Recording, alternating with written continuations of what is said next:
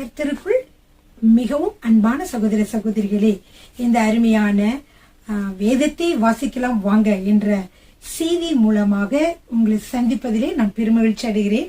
ஹல்லேலூயா.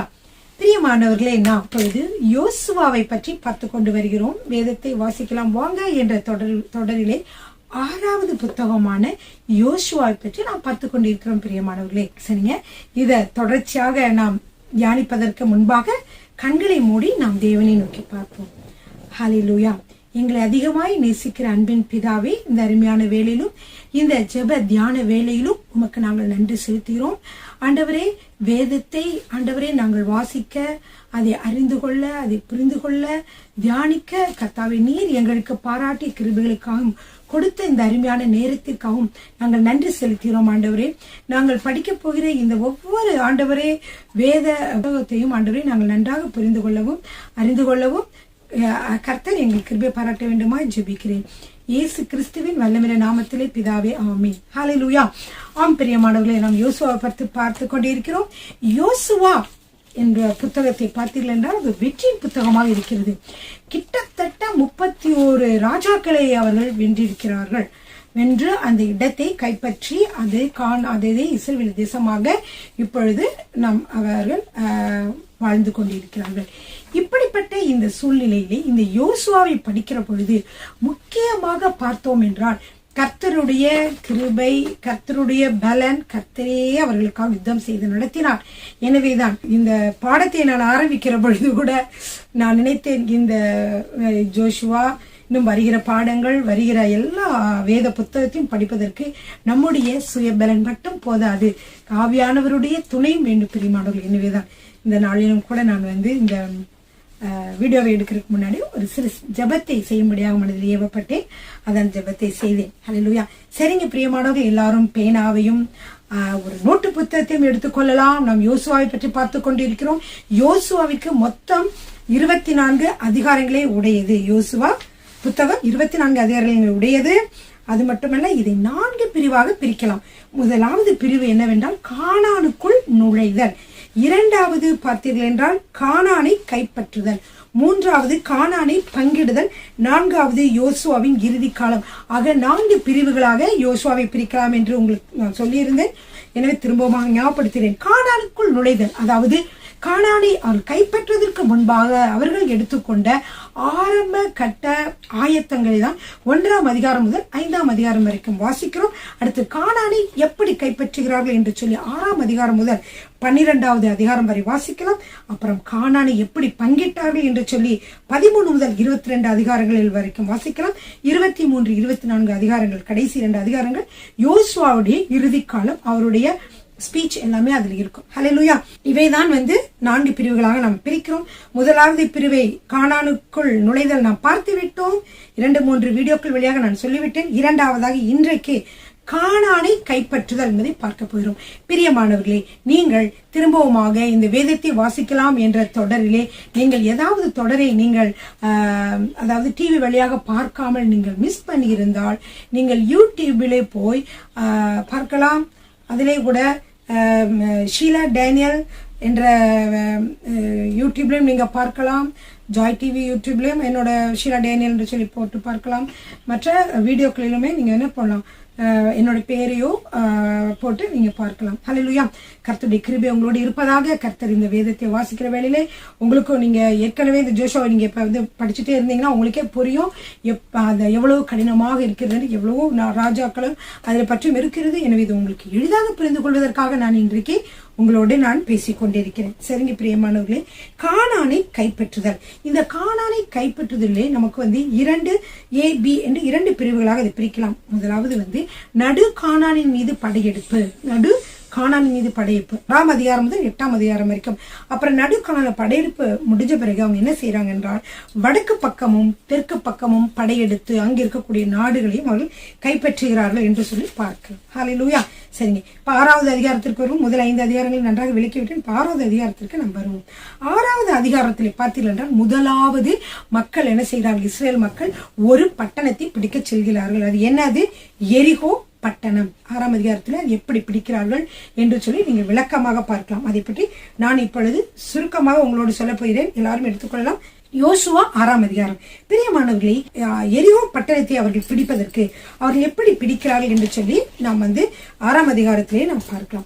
பிரியமானவர்களை, இந்த ஒவ்வொரு தடவையும் இவர்கள் போர் செய்தது வடக்கு பக்கம், தெற்கு பக்கம், நடுப்பக்கம், இங்கெல்லாம் பல மன்னர்களை அவர்கள் வென்றார்கள் என்று சொல்லி பார்க்கிறோம். இவ்வளவு செய்வது ஜோஷுவாவினுடைய காரணமோ அல்லது படை வீரர்களுடைய காரணமோ இல்லை. பிரியமானவர்களை, இது எல்லாமே தேவாதி தேவனே அவர்களுக்காக யுத்தம் செய்தார் என்று சொல்லி பார்க்கிறோம்.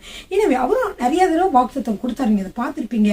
உன்னோடு பயப்படாதே, நான் உன்னோடு கூட என்ன செய்வேன், உன்னோட கூட துணையாயிருந்து உன்னை விட்டு விலகுவதில்லை, உன்னை கைவிடுவதில்லை, உன்னோட எல்லாம் நீ போகிற இடமெல்லாம் உன்னோட வந்து உனக்கு எல்லாவற்றையும் வெற்றி வாய்க்க செய்வேன் என்று சொல்லி ஆண்டவர் முதலிலே வாக்குத்தத்தம் கொடுத்து விட்டார். அதன்படி யோசுவா நடந்து கொண்டார். இப்ப என்ன செய்யறாங்கன்னா 2 பேரும் யோசுவா போறதுக்கு ஆண்டவர் சொல்றார். கர்த்தர் 6ஆம் அதிகாரம் 2வது வசனத்தை வாசிக்கலாம். கர்த்தர் யோசுவாவை நோக்கி, இதோ எரிகோவையும் அதன் ராஜாவையும் யுத்த வீரரையும் உன் கையில் ஒப்பு கொடுத்தேன்.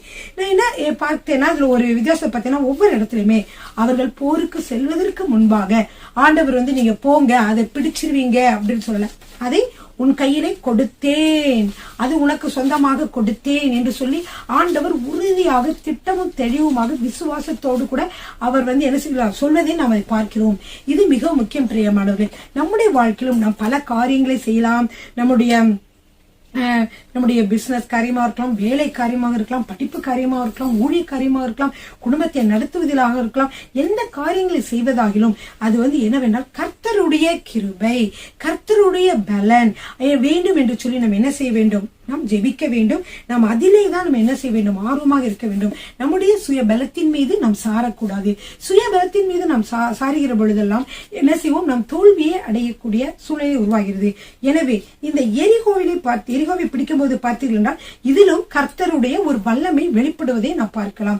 அநேக அற்புதங்கள் ஒன்றன் பின் ஒன்றாக வரும். இது எல்லாமே கர்த்தரை அவர்களுக்காக செய்து அந்த இடத்தை பிடிக்க உதவி செய்கிறார். பாத்தீங்களா, நான் முதல்ல சொன்னேன் இல்லையா, 6ஆம் அதிகாரம் 2வது வசனம். கர்த்தர் யோசுவாவை நோக்கி, இதோ எரிகோவையும் அதன் ராஜாவையும் யுத்த வீரரையும் உன் கையில் ஒப்பு கொடுத்தேன் அப்படின்னு சொல்றாரு. சொல்லிட்டு அவங்களுக்கு கட்டளை இடுகிறார். நீங்க என்ன செய்ய வேண்டும், தினம்தோறும் இந்த எரிகோ பட்டணத்தை காலையில எழுந்து முதலாவது என்ன செய்ய வேண்டும், ஒரு தடவை ஒவ்வொரு நாளும் சுற்ற வேண்டும். மொத்தமாக 6 நாட்களும் ஒரு முறை என்ன செய்ய வேண்டும், நீங்க இந்த எரிகோ பட்டணத்தை நீங்கள் சுற்றி வர வேண்டும் என்று சொன்னார். அடுத்ததாக என்ன சொன்னார் என்றால் 7வது நாள் என்ன செய்ய வேண்டும், 7 முறை சுற்ற வேண்டும் என்று சொன்னார். அது மட்டுமல்ல, அவர்களை எப்படி அவர் வரிசைப்படுத்தி நிற்க வைக்கிறார் என்றால், பிரியமானவர்களே பாருங்க, ஃபர்ஸ்ட் என்ன செய்ய சொல்றார், அதாவது யுத்தத்திற்கு உள்ள யுத்த புருஷர்கள், போர் செய்யக்கூடிய மக்கள் என்ன செய்ய வேண்டும், முன்னாடி போக வேண்டும். எதற்கு முன்னாடி போக வேண்டும் தெரியுமா, கர்த்தரின் பெட்டிக்கு முன்பாக நடக்க வேண்டும். அப்ப முத யார் நடக்கிறாங்க, போர் வீரர்கள் நடக்கிறார்கள். அப்ப அதற்கு பின்னாடி யார் வரா, கர்த்தர் வருகிறார். அதாவது கர்த்தருடைய பெட்டி வருகிறது. பிரியமானவர்களே, கர்த்தருடைய பெட்டியை எப்பொழுதெல்லாம் இஸ்ரவேலர் பார்க்கிறார்களோ அவர்கள் அது நடுவே கர்த்தர் வாசம் செய்கிறார் என்ற விசுவாசத்தோடு கூட அது கர்த்தராக நினைத்தே அவர்கள் பார்ப்பார்கள். எனவே கர்த்தர் அவர்களுக்கு முன் செல்லும்படியாக முதலாவது என்ன சொல்ற, யுத்த வீரர்கள் செல்கிறார்கள். அடுத்ததாக கர்த்தருடைய பெட்டி செல்கிறது என்று சொல்லி பார்க்கிறோம். அப்படியாக கர்த்தருடைய பெட்டி செல்கிற பொழுது 7 ஆசாரியர்களும் 7 எக்காலங்கள் வச்சிருப்பாங்க. 7 ஆசாரியர்கள் 7 எக்காலங்கள், ஒவ்வொரு ஆளும் ஒவ்வொரு எக்காலம். 7 ஆசாரியர்களும் என்ன செய்றாங்க, கர்த்தருடைய பெட்டிக்கு என்ன செய்கிறார்கள், முன்பாக போய் என்ன செய்வாங்க, அவங்க கர்த்தருடைய பெட்டி அடுத்து வரும். அதுக்கு முன்பாக என்ன செய்கிறாங்கன்னா அவங்க 7 எக்காலங்களையும் வைத்துக் கொண்டு அவர்கள் என்ன செய்வார்கள், எப்பொழுது ஊத சொல்கிறாரோ ஜோஷுவா அப்பொழுது ஊதுவார்கள், மற்றபடிக்கு அவர்கள் முன்னாடி செல்வார்கள் என்று சொல்லி பார்க்கிறோம். அடுத்ததாக பின்தண்டு, அதாவது யுத்த புருஷர்களை தவிர மற்றவர்கள் என்ன செய்கிறார்கள் என்றால் கர்த்தருடைய பெட்டிக்கு பின்பாக வருவார்கள். முதலாவது போர் வீரர்கள், 2வது ஆசாரியர்கள், 7 ஆசாரியர்கள், அதற்கு பின்பாக கர்த்தருடைய பெட்டி, அதற்கு பின்பாக பின்தண்டு, அதாவது மற்ற மக்கள் என்று சொல்லி வரிசையாக என்ன செய்கிறார்கள், இந்த பட்டணத்தை சுற்ற, எரிகோ பட்டணத்தை சுற்ற செல்கிறார்கள். செல்கிற பொழுது ஆண்டவர் சொல்கிறார், என்ன செய்ய வேண்டும், நீங்கள் ஒன்றுமே பேசக்கூடாது. உங்கள் வாயெல்லாம் என்ன செய்யணும், அமைதியா இருக்கணும். நீங்க ஒன்றும் பேசாமல் என்ன செய்ய வேண்டும், நான் சொல்லும் மட்டும் நீங்க பேசக்கூடாது. ஒவ்வொரு நாளும் ஒவ்வொரு தடவை, 7வது நாள் 7 தடவை, அப்ப வரைக்கும் நீங்க வாய் ஒண்ணுமே பேசக்கூடாது. நான் ஆர்ப்பரியுங்கள் என்று சொன்ன பொழுது என்ன செய்வார்கள் என்றால், இந்த ஆசாரியர்கள் எக்காலத்தை எடுத்து என்ன செய்வார்கள், எக்காலத்தை ஊதுவார்கள். அந்த ஊதுகிற ஒளியை கேட்ட உடனே நீங்கள் எல்லாரும் வாயிலை திறந்து பலமாக ஆர்ப்பரியுங்கள். நீங்கள் பலமாக ஆர்ப்பரிக்கிற பொழுது இந்த எரிகோ கோட்டையானது, இந்த எரிகோ பட்டணத்தின் கோட்டை என்ன செய்யும், இடிந்து விழுகும் என்று ஆண்டவர் சொன்னார். பாருங்க பிரியமானவர்களே, இது எவ்வளவு ஒரு, மற்றவர்கள் கேட்டா அவர் சிரிக்கிற மாதிரி இருக்கும். நிறைய பேர் வந்து அப்படிதானே சொல்லிட்டு சிரிச்சுட்டே இருப்பாங்க. என்ன காரியம் இப்ப இது இஸ்ரேல் நடந்துச்சுன்னா சிரிப்பாங்க, இது இப்படி ஏதாவது காரியம் சிரிச்சுட்டு இருப்பாங்க. ஆனா இது சிரிக்கிற மாதிரி இருந்தாலும் உண்மையில இது சிரிக்கிற மாதிரி நிஜமாவே நடந்தது. அவர்கள் வந்து ஒரு கத்தியோ கப்படா அதெல்லாம் எடுத்துட்டு போ, கத்தி அப்புறம் வந்து கடப்பாறை அல்லது துப்பாக்கி குண்டு இந்த மாதிரிலாம் எடுத்துட்டு கொண்டு போய் என்ன செய்யல, அந்த கோட்டையை இடிக்கவில்லை. எரிகோ கோட்டையை அவர்கள் அப்படி இடிக்கவில்லை. ஆனால் அது விழுந்தது எப்படி? அதுதான் தேவனுடைய அற்புதம் பிரியமானவர்கள். அவர் என்ன சொன்னாரு, யுத்தம் என்னுடையது, நீங்கள் சும்மா இருப்பீர்கள். அப்படியே என்ன செய்தார்கள் மக்கள், ஒரு தடவை, ஒரு நாளைக்கு ஒரு தடவை சுத்தி வந்துட்டு போய் நைட்ல போய் ரெஸ்ட் எடுப்பாங்க. மறுநாள் அதே மாதிரி ஒரு தடவை சுத்தி ரெஸ்ட் எடுப்பாங்க. இப்படியாக 6 நாட்கள் ரெஸ்ட் சுத்தி போய் தூங்கி ரெஸ்ட் எடுத்துட்டு மறுநாள் காலையில் வருவாங்க. 7வது நாள் 7 முறை சுற்றினார்கள். அப்பொழுது என்ன செய்தார் என்றால், இவர் ஜோஷுவா சொன்னாரு, ஆர்ப்பரியுங்கள் என்ற மக்களை சொன்ன உடனே மக்கள் ஆர்ப்பரித்தார்கள். அப்படி ஆர்ப்பரித்த பொழுது என்ன நடந்தது, அந்த எரிகோ கோட்டையானது கீழே விழுந்தது என்று சொல்லி நாம் பார்க்கிறோம். அப்படியாக கோட்டை இடிந்து விழுந்த உடனே என்ன செய்தார்கள், மக்கள் எல்லாரும் எங்கே நிற்கிறார்களோ அங்கே இருந்து அவர்கள் பட்டணத்தின் மீது ஏறி அங்க இருக்க மக்கள் எல்லாம் சங்காரம் பண்ணி என்ன செய்தார்கள், அந்த எரிகோ கோட்டையை அவர்கள் பிடித்தார்கள் என்று சொல்லி பார்க்கிறோம். ஹல்லேலூயா. இதுதான் முதலாவது அவர்களுடைய போர் படையெடுப்பு. சரிங்களா? இந்த படையெடுப்பிலும் கூட இந்த மக்கள் ஒன்றுமே செய்யவில்லை. ஆண்டவர் தான் என்ன செய்தார்கள், சத்தம் மட்டும்தான் ஆர்ப்பரிச்சாங்க. அது வந்து விழுகும்படியாக, எரிகோ கோட்டை விழுகும்படியாக கர்த்தர் செய்தார். ஹல்லேலூயா.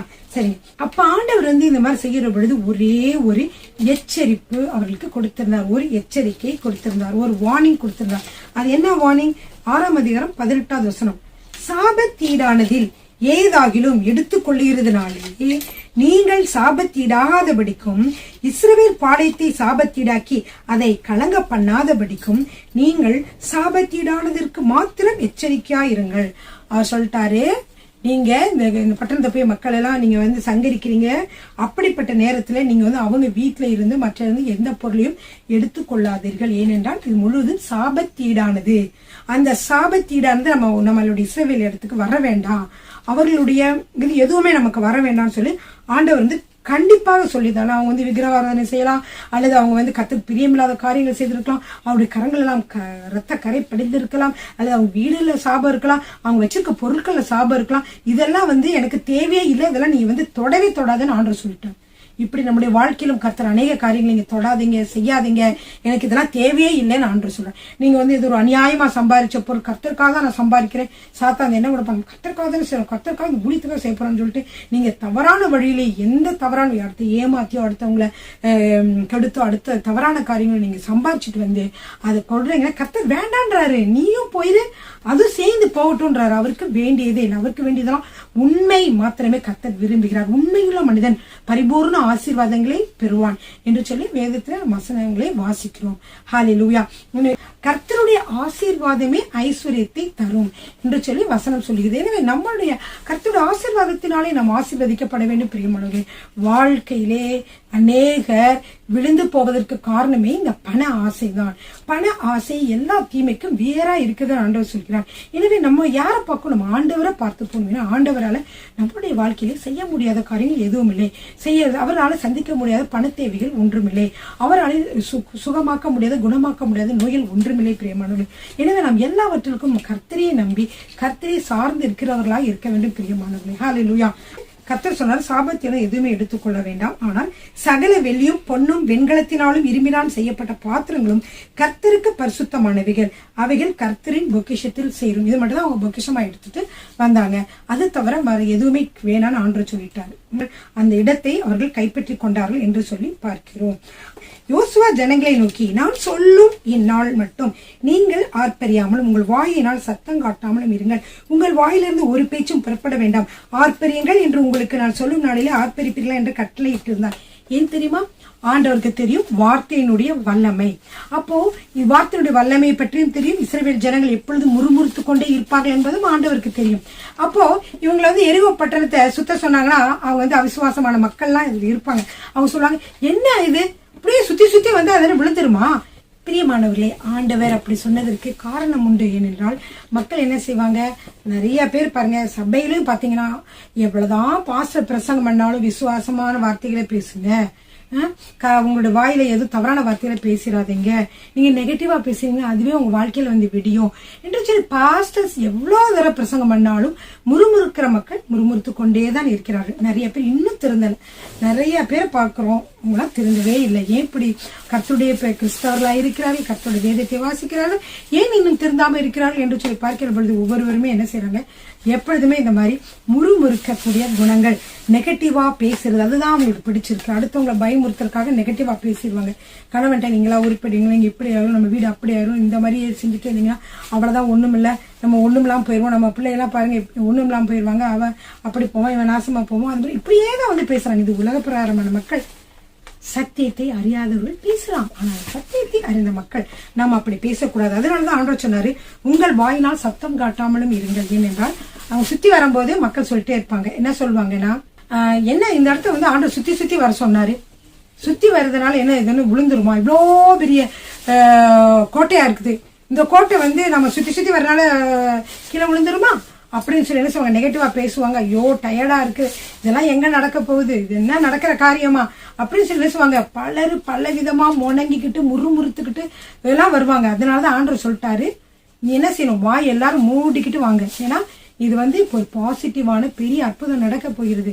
இந்த அற்புதத்துக்கு குறுக்க உங்க வாயில எதுவும் பேசிடாதீங்க அப்படின்னு சொல்லிட்டு தான் வாயை மூடிட்டு வர சொன்னாங்க. அதே மாதிரி வாயை மூடிட்டு 7வது நாளிலே தான் என்ன செஞ்சாங்க, அவங்க வந்து ஆர்ப்பரித்தார்கள். ஹல்லேலூயா. இது நம்முடைய வாழ்க்கையில முக்கியமாக. இப்பொழுது நீ பேசுகிற பொழுது பாருங்க, ஐயோ நான் ஏதாவது நெகட்டிவா பேசிட்டேனா, ஏதாவது எதிர்மறையான வார்த்தைகளை பேசிவிட்டேனா, தேவன் மேல் நம்பிக்கை இல்லாமல் நான் பேசிவிட்டேனா, இல்ல நம்ம யார் மேலே குறையில, நம்ம மேலதான் குறை இருக்கு. நம்மளுடைய வாழ்க்கை இப்படி இருப்பதற்கான நம்ம தான் குறை இருக்கு. சோ நம்ம என்ன செய்யணும், நம்மள பாசிட்டிவான வார்த்தைகளையே பேச வேண்டும். அது மட்டுமல்ல, வேதத்தை வாசிக்க வேண்டும், ஜெபிக்க வேண்டும். அல்லது எந்த விதமான கவலைகள் பாரங்கள் இருந்தாலும் அது முறுமுறுக்காமல் கர்த்தருடைய பாதத்திலே நீங்கள் ஜெபித்து அந்த விண்ணப்பத்தை வைக்க வேண்டும். அல்லேலூயா, ஆமென். கடைசியா அதுல பார்க்கும் பொழுது என்னன்னா, எல்லாரையும் வந்து இந்த பட்டணத்தை சுட்டிருத்தார்கள். ஆனா ஒரு குடும்பம் மட்டும் காப்பாற்றப்பட்டது. யாரோட குடும்பம்? இவர்களுக்கு அடைக்கலம் கொடுத்த ராகாப் என்னும் வேசியினுடைய குடும்பம். அவங்கள வந்து ராகாப் சகோதரியுடைய அப்பா, அம்மா, அப்புறம் என்னது சகோதர சகோதரிகள் அனைவரும் என்ன செய்தார்கள், இவளும் உயிரோட காப்பாற்றப்பட்டாள். அவங்க பாளையத்துக்கு அங்கிருந்து கூட்டிட்டு போய் பட்டணத்துக்கு கூட்டிட்டு போய் அவங்களுடைய இடத்துல, இஸ்ரவேல் இடத்துல வச்சுட்டாங்க. மற்றவருடைய இடத்தெல்லாம் தீக்கரையாக்கினார்கள் என்று சொல்லி பார்க்கிறோம். அப்படி செய்கிற பொழுது கர்த்தர் என்ன செய்தார், யோசுவாவோடு கூட இருந்தார், அற்புதங்களை செய்தார். எனவே அவனுடைய கீர்த்தி புகழ் எங்க பரவியது, தேசம் எங்கும் பரவிட்டு என்று சொல்லி பார்க்கிறோம். சரி, இது 1வது ராஜா. அடுத்து 2வது ராஜாவுக்கு வந்து 2வதாக ஒரு இடத்துக்கு படையெடுத்து போறாங்க. அது யாரு என்று சொல்லி பார்த்தீர்கள் என்றால் 7ஆம் அதிகாரம் 2வது வசனம். யோசுவா எரிகோவிலிருந்து பெத்தேலுக்கு கிழக்கேயுள்ள பெத்தாவே சமீபத்தில் இருக்கிற ஆயி பட்டணத்திற்கு போகும்படி ஆட்களை அனுப்பி நீங்கள் போய் அந்த நாட்டை வேவு பாருங்கள் என்றான். அப்போ வேவு பார்க்க அனுப்புறாரு. வேவு பார்த்துட்டு வந்த உடனே என்ன சொன்னார்கள் என்றால், 2000-3000 பேர் போதும், அவங்க இடத்த நாங்க போய் பார்த்தோம், ரொம்ப பேர் வர வேண்டியதில்லை என்று சொன்னார்கள். பிரியமானவர்களே, அப்ப என்ன செய்தார்கள் என்றால், இவங்க 3000 பேர் தான் அந்த இடத்துக்கு போனாங்க. அந்த 3000 பேர் அந்த இடத்துக்கு போன பொழுது என்ன நடந்தது என்றால், அந்த ஆய மனுஷர்கள் எல்லாரும் என்ன செய்தார்கள், இவர்களை திருப்பி கொண்டு வந்து இவர்களை விரட்டி கொண்டு வந்து 36 பேரை வெட்டி கொன்று போட்டார்கள் என்று சொல்லி பார்க்கிறோம். இப்படி நடந்த உடனே யோசுவாவுக்கு மிகவும் கவலையாகிவிட்டது. அவர் என்ன செய்தார், ஐயோ நாம் வெற்றி கொள்வதற்கு பதிலாக நம்ம தான் 36 பேர் இறந்து விட்டார்களே என்றால் என்ன அர்த்தம், திரும்பவுமாக அவர்கள் நம்மை தான் அந்த இடத்தை நம்மளால் கைப்பற்ற முடியாது, அனைவரும் நம்மை வந்து என்ன சொல்ல கொண்டு போடுவார்கள் என்று சொல்லி அவர் என்ன செய்தார்கள், முகம் குப்புற விழுந்து கிடந்தார். கர்த்தரின் பெட்டிக்கு முன்பாக, கர்த்தருக்கு முன்பாக என்ன செய்ய, முகம் குப்புற விழுந்து, ஆண்டவரே எங்களை ஏன் இந்த இடத்துக்கு வந்தோம், மற்ற மக்களை வரி இவரும் புலம்ப ஆரம்பிச்சிட்டாரு. என்னன்னா, ஏன் ஆண்டவரே இஸ்ரவேலை தங்கள் சத்துருக்கள் முதையை காட்டினார்கள், இப்பொழுது நான் என்ன செய்வேன் அப்படின்னு சொல்லிட்டு வந்து ஆண்டவர்கிட்ட புலம்புறாரு. அப்பொழுது ஆண்டவர் சொல்றாரு, நீ ஏன் இப்படி, 7ஆம் அதிகாரம் 10-11 நான் வாசிக்கிறேன். அப்பொழுது கர்த்தர் யோசுவாவை நோக்கி, எழுந்திரு, நீ இப்படி முகம் குப்புற விழுந்து கிடக்கிறது என்ன? இஸ்ரவேலர் பாவம் செய்தார்கள், நான் அவர்களுக்கு கட்டளையிட்ட என் உடன்படிக்கையை மீறினார்கள். சாபத்தீடானதில் எடுத்துக்கொண்டதும் களவு செய்ததும் வஞ்சித்ததும் தங்கள் பண்டம்பாடிகளுக்குள்ளே வைத்ததும் உண்டே. ஆதலால் இஸ்ரேல் புத்திரர் தங்கள் சத்துருக்களுக்கு முன்பாக நிற்க கூடாமல் தங்கள் சத்துருக்களுக்கு முதுகை காட்டினார்கள். அவர்கள் சாபத்தீடானார்கள். நீங்கள் சாபத்தீடானதை உங்கள் நடுவில் இருந்து நிகிரகம் பண்ணாவிட்டால் இனி உங்களோட இரேன். இப்போ இவங்க போய் சண்டை போடும் போது இந்த 3000 பேர் போய் சண்டை போடும். அதுக்கு அடுத்தபடியாக வந்து பாத்தீங்கன்னா நிறைய பேர் 30,000 பேர் கிட்ட போறாங்க. 2வது முறை போகும்போது முதல் தடவை 3000 பேர் போனப்பயே வந்து ஏன் வெற்றி கிடைக்கவில்லை என்று சொன்னால், உண்மையிலே 3000 பேர்ல கூட உங்களுக்கு வெற்றி கிடைத்திருக்கலாம். ஆனால் சாபத்தீடானது அவர்களுக்குள்ளே இருந்ததினாலே, ஒருவர் இதுல வந்து என்ன பாவம் செய்ததினாலே, சாபத்தீடானதை மறைத்து வைத்ததினாலே, கர்த்தருடைய கட்டளையை மீறினதினாலே, பிரியமானவர்களே, அங்கே அவர்கள் சத்துருக்களுக்கு முன்பாக மடங்கடிக்கப்பட்டு வந்தார்கள். அதைதான் நாம் இதை பார்க்கிறோம். எங்கே பார்க்கிறோம்? 7ஆம் அதிகாரத்துல வாசிக்கலாம். 1வது அதிகாரம் யோசுவா 7:1. இஸ்ரவேல் புத்திரர் சாபத்தீடானதிலே துரோகம் பண்ணினார்கள். எப்படியெனில் யூதா கோத்திரத்து சேராகுடைய குமாரனாகிய சப்தியின் மகன் கர்மிக்கு பிறந்த ஆகான் என்பவன் சாபத்தீடானதிலே சிலதை எடுத்துக்கொண்டான். ஆகையால் இஸ்ரவேல் புத்திர மேல் கர்த்தருடைய கோபம் உண்டது. பிரியமானவர்களே, நம்முடைய வாழ்க்கையில பிரச்சனைகள் வருகிறதா? அனைவர் சொல்வாங்க, ஐயோ நான் வந்து ரட்சிக்கப்படுறதுக்கு முன்னாடி நல்லா இருந்தேன், ரட்சிக்கப்பட்டனே, இந்த மாதிரி ஒரு பிரச்சனையாச்சு. அப்பயே படுகொலையில தான் இருந்தாங்கன்னா அவங்களுக்கு அது தெரியல. இங்க வந்து பரலோகத்துக்கு போறக்கூடிய ஒரு வழியில வந்து மோட்சத்துக்கு போகக்கூடிய வழியில வந்து அவங்க இருக்கிற பொழுது என்ன செய்யணும்? அவங்க வந்து சரியாக இருக்கணும். அவங்க சரியா இல்லாம கர்த்தரை குறை சொல்ல முடியாது. சில எதற்கெடுத்தாலும் கர்த்தரையே குறை சொல்றது நிறைய பேர் பார்த்திருக்கேன். கர்த்தர் வந்து எனக்கு உதவி செய்யல, கர்த்தர் வந்து என்னோட குடும்பத்துல இப்படி ஆயிடுச்சு, கர்த்தர் வந்து இந்த மாதிரி தண்டனை கொடுத்துட்டாரு, கர்த்தர் வந்து இந்த மாதிரி நோயை கொடுத்திருக்காரு என்று சொல்லி பல விதங்களிலே சொல்வதை பார்க்கலாம். ஆனால் கர்த்தர் மீது எந்த குறையும் இல்லை. இங்கே இஸ்ரவேல் ஜனங்களை பார்த்தீர்கள் என்றால் அவர்களுக்குள்ளே சாபத்தீடானது இருந்தது. எனவே நம்முடைய வாழ்க்கையிலும் ஏதாவது நடந்தது என்றால் நாம் கர்த்தரை குறை சொல்லாமல் நம்முடைய வாழ்க்கையில என்ன நடக்கிறது, நாம் கர்த்தருக்கு பிரியமில்லாத எந்த காரியத்தை செய்தோம், கர்த்தருக்குடைய சாபமான காரியங்கள் என்ன நம்முடைய வாழ்க்கையில இருக்கிறது என்று சொல்லி பார்த்து அதை நாம் என்ன செய்ய வேண்டும்? தள்ளி வைக்க வேண்டும். அதை நாம் வாழ்க்கையிலிருந்து எடுத்து போட வேண்டும். இதையே ஆண்டவர் விரும்புகிறார். ஆண்டவர் நம்மை அடுத்து என்ன செய்வார்? உடனே என்ன செய்வார்? நம்மை வந்து அவர் ஆசீர்வதிப்பார். அவர் ஆசீர்வதிப்பதற்கு அவர் மனமோ மற்ற எதுவோ காரணமில்லை. பிரியமானவர்கள், அவர் நம் மீது அன்புள்ளவர், நம்மை ஆசீர்வதிக்கவே அவர் விரும்புகிறார். நம்முடைய பாவங்களே அவர் என்ன செய்கிறது? அவருக்கும் நமக்கும் குறுக்காக இருக்கிறது. எனவே என்று சொல்லி நம்ம இதிலே பார்க்கிறோம். ஹல்லேலூயா. நாளைக்கு என்ன செஞ்சிருங்க? சாபத்தீடானதை உங்களுடைய இடத்திலிருந்து எடுத்து போட்டு விடுங்கள். நான் உங்களை என்ன செய்வேன்? ஆசீர்வதிப்பேன். உங்களுக்கு என்ன செய்வேன்? வெற்றியை கொடுப்பேன் என்று ஆண்டவர் சொன்னார். உடனே என்ன செய்தாங்க தெரியுமா? உடனே வந்து மறுநாள் காலையில் யோசுவா எழுந்து என்ன செஞ்சாலும் இஸ்ரவேலரை கோத்திரமாக வரப்படினார். அப்பொழுது யூதாவின் கோத்திரம் கர்த்தராலே குறிக்கப்பட்டது. அடுத்து யூதாவின் வம்சங்களை வரப்படினார். அப்ப சேராகிரின் வம்சம் குறிக்கப்பட்டது. அப்புறம் அந்த சேராகிரின் வம்சத்திலே பேராக வரப்படினார். இதிலே சப்தி என்பவர் குறிக்கப்பட்டான். அவன் வீட்டாரை அவன் பேராக வர சொன்ன பொழுது யூதா கோத்திரத்து சேராயின் குமாரனாகிய சப்திக்கு பிறந்த கர்மியின் மகன் ஆகான் குறிக்கப்பட்டான். இப்ப ஆகான் தான் என்ன செஞ்சுட்டான்? இந்த பாவத்தை செய்து விட்டான். பிரியமானவர்களே, அதனாலே ஒருவர் செய்த பாவத்திற்காக குடும்பம் முழுவதும் நாடு முழுவதும் ஒருவர் செய்த பாவத்திற்காக என்னாச்சு? அந்த இஸ்ரவேல் முழுவதுமே என்ன செய்த? தோல்வியை அடைந்தார்கள். ஏனென்றால் ஆண்டவர் முன்பே சொல்லிவிட்டார், சாபத்தீடானதை உங்களை விட்டு விலக்க வேண்டும் என்று சொல்லிவிட்டார். எனவே கீழ்ப்படுதல் முக்கியம். பிரியமானவர்களே, ஹல்லேலூயா. பலியை பார்க்கிலும் கீழ்ப்படுதலே உத்தமம் என்று சொல்கிறார். அப்படி பாத்தீங்கன்னா ஆகான் சொல்றான், ஆமா 7ஆம் அதிகாரம் 21வது வசனம், கொள்ளையிலே நேர்த்தியான ஒரு பாபிலோனிய சால்வையும் 200 வெள்ளி சேக்கலையும் 50 சேக்கல் நிறையான ஒரு பொன் பாலத்தையும் நான் கண்டு அவைகளை இச்சித்து எடுத்துக்கொண்டேன். இதோ அவைகளின் கூடாரத்தின் மத்தியில் பூமிக்குள் புதைந்திருக்கிறது, வெள்ளை அதன் அடியில் இருக்கிறது என்று சொன்னான். சொன்ன பொழுது என்ன சொன்னாங்க? வேகமா ஓடிப்பாங்க, எடுத்துட்டு வந்து சுட்டரிச்சுட்டு, ஏன்னா சுட்டரிச்சுக்க மாட்டேன் இவனை சேர்த்து என்ன செய்துட்டார்கள்? கர்த்தருடைய சமூகத்துல வைத்த மட்டுமில்ல அவங்க எல்லாத்தையும் கொண்டு போட்டு என்ன செய்தார்கள்? ஆகான் மீது கல்ல இருந்து அவனை சுட்டரித்தார்கள் என்று சொல்லி பார்க்கிறோம். பிரியமானவர்களே, நாமும் ஆகானை போல இல்லாதபடி நம் குடும்பத்திலே இந்த காலம் இரக்கமுள்ள காலம். ஏனென்றால் இயேசு கிறிஸ்துவுக்கு பின்பாக இது ஒரு இரக்கமுள்ள காலமாக இருக்கிறது, கிருபையின் காலமாக இருக்கிறது. எனவே கர்த்தர் நம்மை மன்னிக்க சித்தம் உள்ளவராக இருக்கிறார். பிரியமானவர்களே, ஆனால் நாம் எப்படி இருக்க வேண்டும்? நாம் உடனே அதை சுட்டெரித்து அதை நம்மிடமிருந்து தூக்கி எறிந்து விட்டு நாம் கர்த்தருடைய சன்னிதானத்திலே நாம் வர வேண்டும். ஹல்லேலூயா, ஆமீன். அப்படியே நம்ம செய்ய வேண்டும். 6ஆம் அதிகாரம் 7ஆம் அதிகாரத்திலும் நாம் பார்க்கிறோம் பிரியமானவர்களே. அடுத்ததாக பார்த்தீர்கள் என்றால் 8வது அதிகாரத்துல பார்த்தீர்கள் என்றால் 8வது அதிகாரம் 1ஆம் வசனத்திலே நாம் பார்த்தோம் என்றால், அப்பொழுது கர்த்தர் யோசுவாவை நோக்கி, நீ பயப்படாமலும் கலங்காமலும் இரு. நீ யுத்த ஜனங்கள் யாவரையும் கூட்டிக் கொண்டு எழுந்து ஆயி பட்டணத்தின் மேல் போ. இதோ ஆயின் ராஜாவையும் அவன் ஜனத்தையும் அவன் பட்டணத்தையும் அவன் நாட்டையும் உன் கையிலே ஒப்பு கொடுத்தேன். திரும்பவுமாக பாருங்க, பாஸ்ட் டென்ஸ்ல ஆலோசனை, ஒப்பு கொடுத்தேன். விசுவாச வார்த்தை கன்ஃபஸ் பண்ண கரெக்டா சொல்றாரு ஆண்டவர்.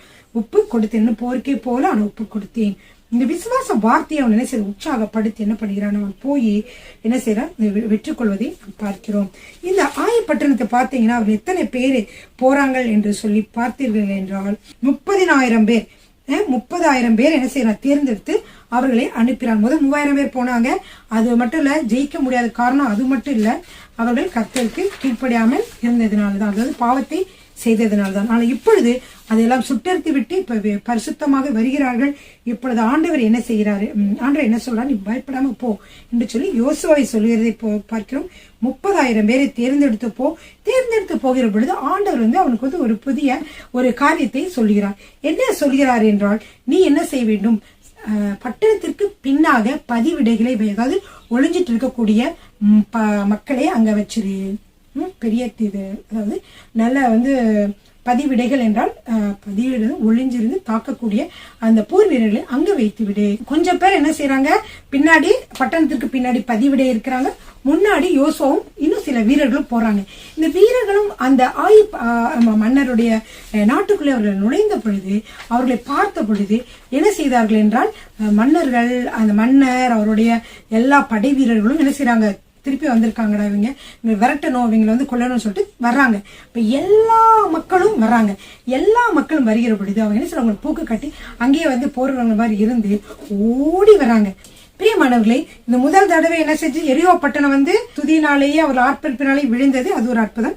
இரண்டாவதாக ஆயி பட்டணத்தை அவர்கள் பிடிக்க போகிற பொழுது என்ன நடக்கிறது என்றால், என்ன சொன்ன 30,000 பேரை தேர்ந்தெடுத்து அங்க அனுப்பினாரு. அனுப்பிட்டு என்ன செய்தாரு, எல்லாரும் கொஞ்சம் பேர் என்ன செய்யணும்னா பின்னாடி பட்டணத்திற்கு பின்னாடி பதிவிடையா இருக்கணும், கொஞ்சம் பேர் போறாங்க. அப்ப யோசுவாவும் அவனுடைய சேனைகளும் முன்னாடி போகிற பொழுது இந்த ஆயும் பட்டணத்தில் இருக்கக்கூடிய மனிதர்கள் எல்லாருமே என்ன செய்யறார்கள் என்றால், அவர்களை கொல்வதற்காக விரட்டி கொண்டு போரிட வருகிறார்கள். அவர்கள் வந்த உடனே இவங்க என்ன செய்யறாங்க, ஓடி போற மாதிரி அவங்களை இழுத்து ஓடுறாங்க. இவங்க ஓடுறானே என்ன செய்யறாங்க, ஆயு பட்டணத்தில் இருக்க மக்கள் எல்லாரும் பின்னாடி வராங்க. பட்டணத்தை விட்டு எல்லாரும் வெளியே வருகிற அளவுக்கு அவர்களை விரட்டி கொண்டு வனாந்திர வழியாக அவங்க ஓடுறாங்க. காட்டுப்பகுதியில ஓடுகிற பொழுது எல்லா மக்களும் அவர்களை வந்த உடனேயே இவங்க என்ன செஞ்சுட்டாங்க, உடனே இவங்க எல்லாம் வெளியே போன உடனேயே அந்த பின்னாடி பதிவிட இந்த மக்கள் அனைவரும் என்ன செஞ்சாங்கன்னா, அந்த பட்டணத்திற்குள்ளே சென்றாங்க. யாருமே இல்லை, எல்லாருமே என்ன செஞ்சிட்டாங்க, மக்களை யோசுவாவும் அவனோட சேர்ந்த படை வீரர்களையும் கொள்வதற்காகவும் அவரோடு போரிடுவதற்காகவும் போயிட்டாங்க. இப்ப என்ன செய்திருக்கு, பட்டணம் முழுவதும் காலியாக இருந்தது. எனவே பதிவிடையில் இருந்த மக்கள் அனைவரும் என்ன செய்துட்டாங்க, இந்த ஆயி பட்டணத்தை பிடித்துக் கொண்டார்கள். இந்த ஆயி பட்டணத்தை உடனே தீக்கு இரையாக ஆக்கினார்கள். அப்படி இந்த பட்டணம் முழுவதும் தீக்கிரையானது உடனேயே அங்கிருந்து புகை எழும்பி வர்றதை பார்த்துட்டு, அடடடா நம்ம இங்க விட்டுட்டு நம்ம வந்துட்டோமே, எல்லாருமே இங்க வந்துட்டோமே சொல்லிட்டு அவர்கள் என்ன செய்தாங்க, விரட்டிட்டு வந்தவங்க போகும்போது இவர்கள் யோசுவா மற்றும் அனைவரும் என்ன செய்தாங்கன்னா, இந்த வீரர்கள் எல்லாம் சேர்ந்து இவர்களை கொன்று தீர்த்ததை பார்க்கிறோம். இப்படியாக ஆயி பட்டணத்தை அவர்கள் பிடித்துக் கொண்டார்கள் என்று சொல்லி நாம் பார்க்கிறோம் பிரியமானவர்களே. சரிங்க, இப்ப இந்த ஆயி பட்டணத்தை அவர்கள் பிடிக்கிற பொழுது பாத்தீங்கன்னா ஒரு அற்புதம் நடக்கிறது. இங்க எப்படி இந்த மக்கள் எல்லாரும் பட்டைக்கர்களை சங்கரிக்கிற வரைக்கும் அவர்கள் யாரும் இவர்களை தாக்க முடியாம இருந்ததுக்கு முக்கிய காரணம் என்னவென்றால் 26வது வசனத்தை வாசிக்கலாமா? 8ஆம் அதிகாரம் 26வது வசனம். ஆயின் குடிகளை எல்லாம் சங்கரித்து தீரு மட்டும் யோசுவா ஈட்டியை நீட்டிக் கொண்டிருந்த தன் கையை மடக்கவில்லை. ஏனென்றால் ஆண்டவர் சொன்னாரு, 18வது வசனத்தில வாசிக்கலாம். 8ஆம் அதிகாரம் 18வது வசனம். அப்பொழுது கர்த்தர் யோசுவாவை நோக்கி, உன் கையில் இருக்கிற ஈட்டியை ஆயிக்கு நேராக நீட்டு, அதை உன் கையில் ஒப்புக் கொடுப்பேன் என்றார்.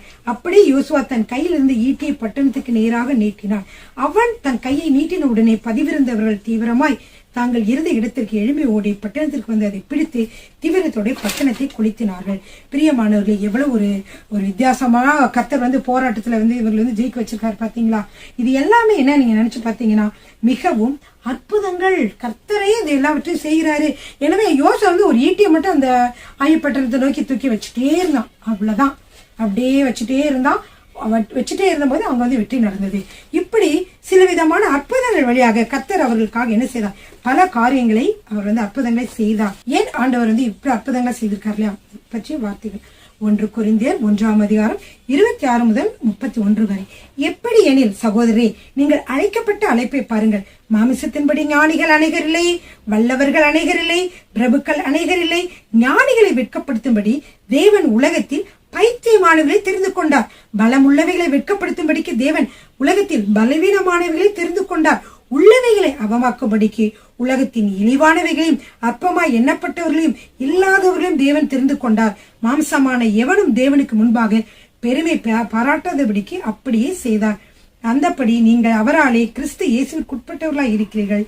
எழுதியிருக்கிறபடி மேன்மை பாராட்டுகிறவன் கர்த்தரை குறித்தே மேன்மை பாராட்டத்தக்கதாக அவரே தேவனால் நமக்கு ஞானமும் நீதியும் பரிசுத்தமும் மீட்புமானார். பிரியமானவர்கள், இதுதான் ரகசியம். என்னென்றால் கர்த்தர் என்ன எளியவர்களை இது பண்றாரு. சிறிய கூட்டம் பாருங்க, இந்த உலகத்தில் இப்ப கூட இஸ்ரேலுக்கும் விரோதமாக போர்கள் நடந்துட்டு இருக்கு. இஸ்ரேல் தேசம் என்னவா? மிகவும் சிறிய தேசமா, உலகத்திலே மிகவும் சிறிய தேசம். இந்த தேசத்தை தான் கர்த்தர் தெரிந்து கொண்டார். ஏன்? இல்லாதவைகளை தெரிந்து கொண்டார். ஏனென்றால் உள்ளவைகளை அவமாக்கும்படியாக. நீ வந்து பெரிய நிறைய நாடுகளாக இருக்கலாம், 30-40 நாடுகள் இருக்கலாம், நீங்கள் அநேக குண்டுகளை வச்சிருக்கலாம், அநேக காரியங்களை வச்சிருக்கலாம். ஆனாலும் கர்த்தர் இந்த சிறிய கூட்டத்திற்கு கொடுக்கக்கூடிய நாலேஜினால, விஸ்டத்தினாலேயே அவர்களை வெற்றி சிறக்க பண்ணுகிறார். பெரியமானவர்களே, இதுதான் தேவன் அவரை தேர்ந்தெடுத்துக் கொண்ட மக்களுக்காக அவர் செய்கிற காரியங்கள். தேவன் இஸ்ரவேல் மக்களை தேர்ந்தெடுத்துக் கொண்டார். இஸ்ரவேல் மக்களும் தேவனை தெய்வமாக தேர்ந்தெடுத்துக் கொண்டார்கள். ஹல்லேலூயா, ஆமென்.